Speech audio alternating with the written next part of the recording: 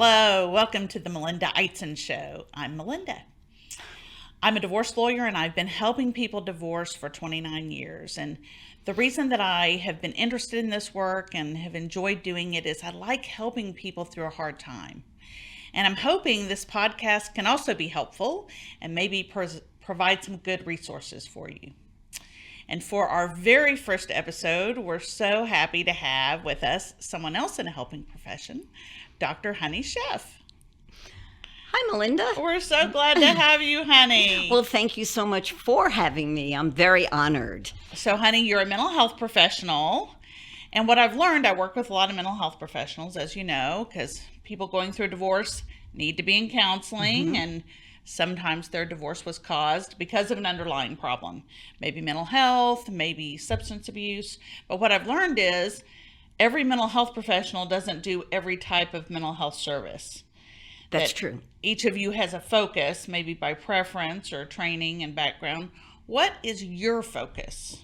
So my practice has really evolved over the almost 45 years, maybe more than that I've been working. And so originally it starts out very broad, and I service all different types of disorders. But over time, my practice has really evolved into a very heavy divorce focus. So the majority of my work is family law driven and divorce driven in a variety of capacities. I've been so lucky to know you for 20 years, I think. This is true. This is true. And we have worked together so much. Yes. So Honey and I have been blessed to work together in collaborative, and we work together on collaborative teams, and we've done some training and teaching together. So, honey, tell our audience, what is collaborative divorce? So, collaborative divorce is an alternative dispute resolution process, which is a lot of big words that basically mean we are trying and working at keeping couples who are restructuring their lives out of the courtroom by providing them with a much more family-focused, family-friendly, family emphasized process to uncouple and move forward with their lives as a divorced co-parents or just as a divorced couple. And logistically, when we're doing this work together, we're sitting at a table as a team, right? And we have a lawyer for each client. And then you serve as a neutral mental health professional on the team, and we typically have a neutral financial professional. That's correct. So are you there doing therapy for them? Is that why you're there? No, absolutely not. It is not a role. It's not a therapeutic role. I would be lying if I said I didn't hope that the work that I did with the couple in the process provided therapeutic benefit, but it is not counseling. The neutral mental, so there are two roles that a neutral mental health professional can serve in the collaborative process. One role is as the neutral mental health professional, and the other is as the child specialist. And I have worked in both roles. So the neutral mental health professional role is one where I am essentially the train conductor, trying to keep the train on the tracks moving forward so that I'm working in managing the team, right? The two attorneys, the financial professional, facilitating communication, keeping us moving forward, keeping us on track. I also then work with the couple. Now, if the couple has children, I'm going to work with them in my office doing a parenting plan that is required for a divorce decree. So we call those meetings offline meetings because it's outside the main line of the train process.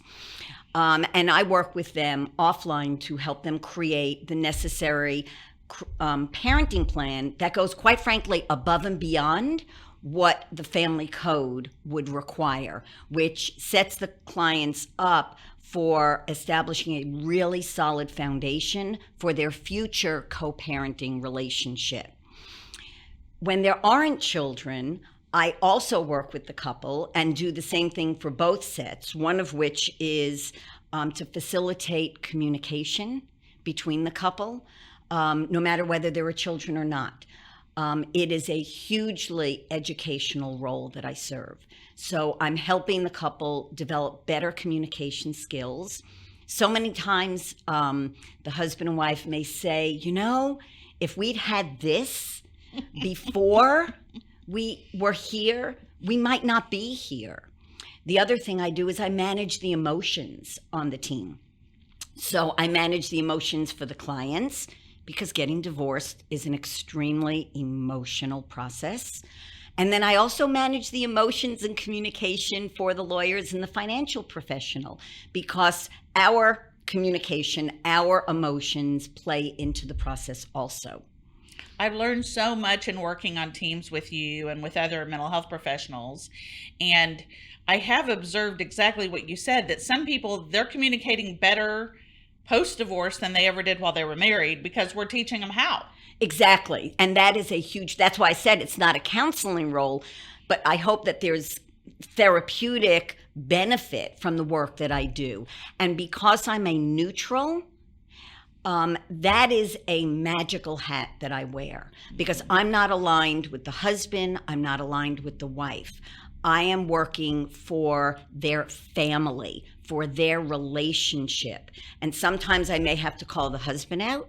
Sometimes I may have to call the wife out.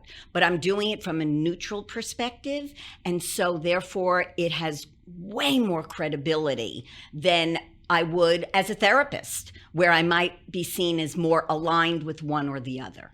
There's a lot of power in the neutral voice. One way I think about it and explain it to my clients is, if I make a suggestion, it's met with suspicion, right, by the other party. So if I represent the wife, the husband's like, she's making a suggestion on behalf of my wife. Why is that bad for me? And it Right? comes much better from either the neutral financial professional or the neutral mental health professional. The other role that I serve in this process is as the child specialist. And obviously, there are children. Now, one of the myths is that the child specialist only works with children under the age of 18. In this process, the child specialist can work with children under 18 as well as adult children, because quite frankly, adult children often get forgotten when their parents are divorcing. And we are seeing so much more what we call the gray divorce, which are divorce of 20, 25, 30. I have one now that's getting divorced they've been married 45 years. And so those children often get forgotten. And so having an adult child specialist can be equally as useful. So the child specialist role provides the child's voice. It helps educate and inform the parents as to what matters to their children, what they care about, what they're afraid of, what they worry about. It provides the children with a voice.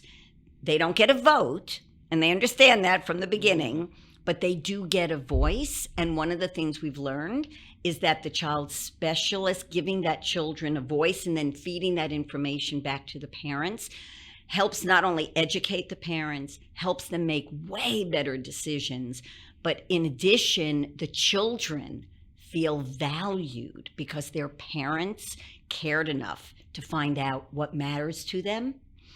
And think about it, when there are children involved, it's not their decision.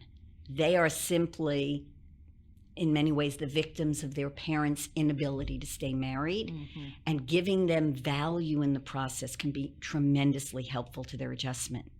I love it when I have a child specialist in a case. I've had great success with that. I had one instance where one thing we needed to do was tell the child to quit trying to influence one of the parents. So by giving the child a voice through the child specialist, the child could relax a little bit. It was a young adult. Exactly. College age. And in fact, I think the very first adult child specialist was a case that we had together, and it was magical. Mm-hmm. And to me, when the collaborative process works the way it's supposed to work, mm-hmm. it has the potential to be magical. I agree. Now, I think a misunderstanding about collaborative is that it's only appropriate for people who are really amicable and they get along and they're doing kumbaya. Is that true? Well, that would be so lovely if that was always the case. Now, I will say certainly that makes the process go smoother when that is the description, but absolutely not. I mean, divorce is hard work. And one of the things that I do think is a myth is that, oh, we all sit around and we hold hands and we sing kumbaya and we make nice. That is really not true. It is hard. In fact, I think in some ways, the collaborative process could even be harder for clients because think about it. You and your soon-to-be ex-spouse are sitting next to each other around a table doing the heavy lifting, doing the hard work, talking about what matters to you, talking about what you need and what you want and why. And you are doing the negotiating, certainly with the support and the help of your attorneys and the mental health professional and the financial professional. But that's much harder than hiding behind your attorney and just throwing bombs, right? Your attorney is just throwing bombs across the way, which is what happens in litigation. Mm-hmm. Mm-hmm. So you are not only involved in doing this work every day, but we have an organization in Texas called Collaborative Divorce Texas, and you are a prior president of that organization. That is correct. And I think that is one of my biggest honors. When you think about an organization that is developed and arose in the context of a legal process, and they chose to have a mental health professional as their leader for almost a year and a half at that time. Well, I also remember you won an award. Yes. For all of your service in that regard. It was a lot of work. Yes.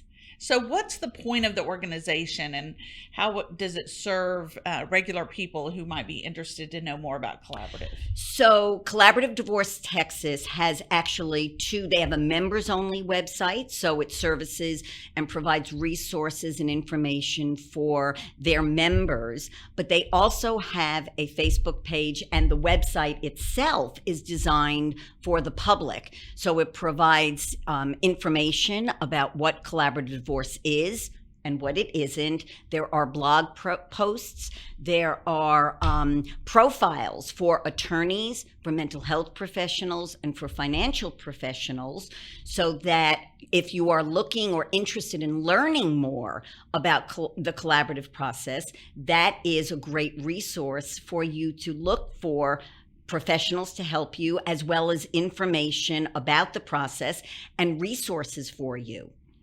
What is the website for Collaborative Divorce Texas?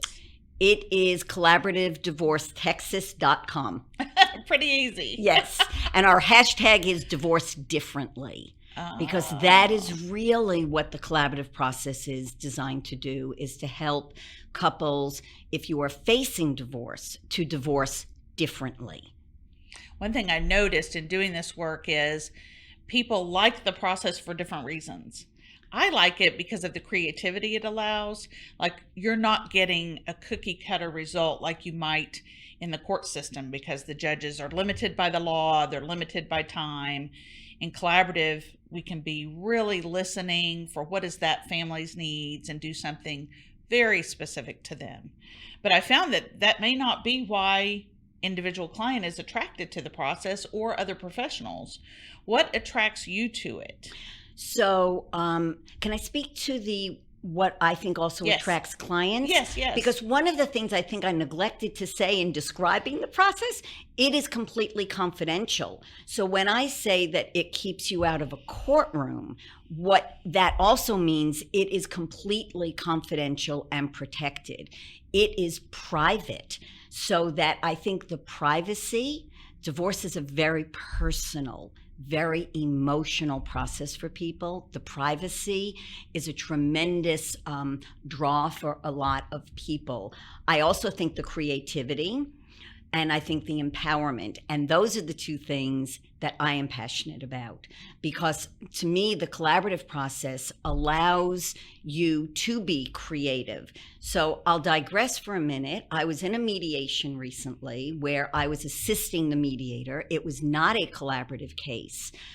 And even though mediation is supposed to be an alternative dispute resolution process, again, a process alternative to the traditional litigation, I was struck by how limiting even mediation can be, and how rigid the attorneys were in not being able to creatively problem solve for their clients to better meet their clients' needs and their interests. So collaborative operates from an interest-based negotiation. And what that means is we are looking at ways and problem solving ways to meet your needs, not your positions, not your wants. It's the needs behind the wants. And in doing that, it allows us to brainstorm and take what might look like a very limited pie and broaden the ways that we can meet people's needs so they walk away not win-lose, which is what traditional litigation is, but win-win. Absolutely. Absolutely.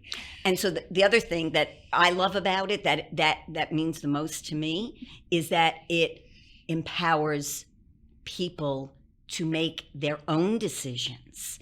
It gives them the control, not a judge who, quite frankly, will tell you they don't care about those clients. I mean, in that instance, they are obligated to do what the law says. That is what they have to do. They are a trier of fact. For these clients in collaborative, you are looking at being able to make your own decisions for your family that affects you for the rest of your lives. Absolutely. I wouldn't say our judges don't care, but I will say they don't have time to get to know this family. And they have limited time, and they're limited by the rules of the law. So they cannot do something custom made for every family. They just don't have that luxury. I would agree. So, honey, I know that a lot of your practice is helping people like me in collaborative cases, but what else do you do? Do you still do therapy? Do you see individuals who are maybe going through a divorce or just need a little coaching in life? Thank you for asking. Yes, my practice is sort of trifurcated. So obviously a huge part of what I do is collaborative divorce, because that really is my passion. The second third of what I do is providing co-parenting counseling services or co-parenting services, either as a parenting coordinator or a co-parenting counselor for parents who are either going through divorce or who are already divorced. And those cases are typically very high conflict cases. Also providing education, communication, helping people resolve disputes, but it's typically post-divorce. And again, it's typically high conflict. The last third of my practice is therapy. I still do traditional therapy. I do a lot of marital counseling. So I am looking at helping clients at the front end who either are simply trying to improve their relationship, they've hit a rough patch, or they want to be sure that their relationship doesn't continue to have problems, or they are people that are trying to avoid a divorce. And so I get involved at the front end where I'm trying to keep people from that ultimate outcome. Mm-hmm. And so I also work with individuals going through divorce. I work with children and adolescents whose parents are divorcing. And then I also do some traditional therapy for anxiety and depression. But as I said earlier, the bulk of my practice is divorce driven. So on the parent coordination piece or the co-parenting piece, we are so appreciative of you and people like you who do that work, because these are people who they're not able to communicate effectively enough to make day-to-day decisions sometimes for their children. And maybe there's a dispute about what's happening with a religious right? There's a religious right coming up. They don't agree whose church that it should occur in. or maybe they have a disagreement about something surrounding another life event for the child, like graduation. How are we handling that? And it just really helps them to be able to come to someone like you to talk through that. You're not the decider, right? No, absolutely You're not. facilitating, but you're facilitating a healthy, constructive decision about it and discussion instead of trying to go to a judge for that. And that was our only alternative before this role was created in the family code of a parent coordinator, is if they couldn't sort it out, we would literally go to court and have a big fight about this stuff. And again, the judges are not, they don't know these people. They're going to have a 30-minute hearing and then decide some huge thing about this child's religious right or what's going to happen in a big life event for this child. It doesn't really make sense. So thank you for doing that work. It's not the easy work. No, that is probably the most difficult part of my practice. Yes, it's the hard work, right? Yes. But we need it. And I have seen success. Not all cases are, some people, doesn't matter what tool we give them, they're not going to do it. But I've had some cases where that was really all they needed, was a reasonable person with a therapeutic background. Right, but to serve sometimes simply as a translator, right? Because their communication has gotten so bad that they just do not understand. Yes. And one is talking Greek and one is talking Russian and they don't have any idea what the other one is saying. And sometimes it's simply being able to translate and reframe, because the role again is neutral, and being able to provide a reframe of what's being said allows the other client, the husband or the wife, to be able to hear what is actually intended. We always hear that the key to a good relationship is communication, and that sounds so trite, right? Oh, just communicate. It also sounds easy, but it isn't easy, is it? No, as most things in life that sound easy and should be easy, they really aren't. And sometimes I wonder, if you think about that, we all wear filters. I wear a filter on my ear. I wear a filter on my brain. I wear a filter on my mouth. It's amazing. If you honestly think about it, you wear those same filters, that what's starting in my head actually leaving my mouth gets to your ear and your head in the way that I intended. Quite frankly, it's really somewhat miraculous. Well, and with the younger generation, a lot of their communication is through text. So they're losing body language, tone. They just have the printed word. And so that is, in fact, one of the things that I do when I'm working with couples and creating the parenting plan. Remember, I said a lot of it is communication training. Well, there's a whole section in the parenting plan on communicating. And one of the things that I always tell the couples I work with is we have all been co-opted by the millennial generation, and to be able to do the majority of our communication by text. And so text are simply words on a screen. But what do? We read emotion into it. We read motivation into it. We read intention into it. And then we react to all of those things, even though it's simply words on a screen. And so I have rules with the clients about, this is what you do in this situation. This is what you use email for. This is what you use a phone call for. I mean, honestly, and this is what you meet at Starbucks for a half hour to talk about.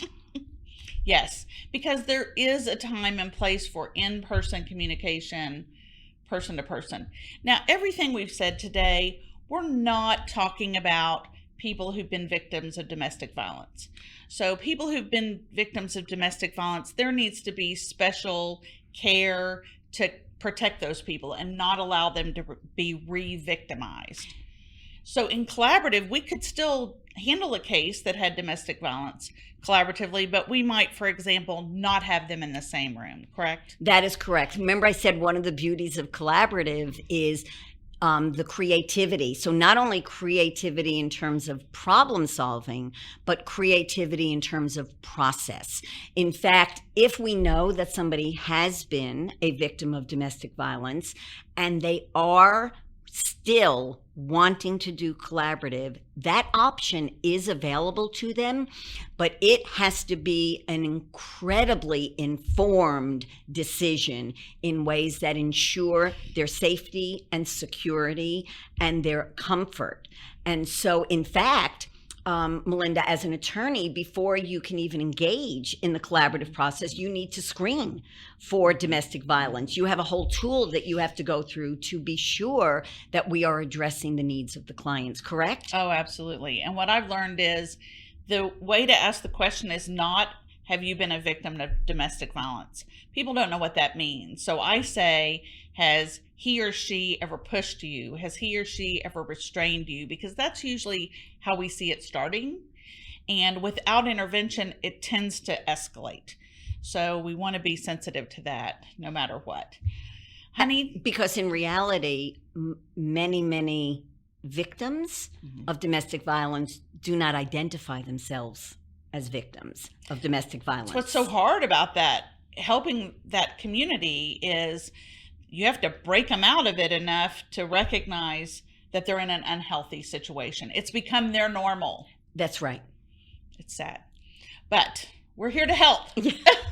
In all ways that we can. Exactly. So, Dr. Sheff, how can people reach you if they would like to reach out and use any of your services or get more information about you? Thank you for asking. So my website is drsheff.com, and Sheff is spelled Sheff. There's no C. So that would be drsheff.com. My email is honey, Honey, at drsheff.com.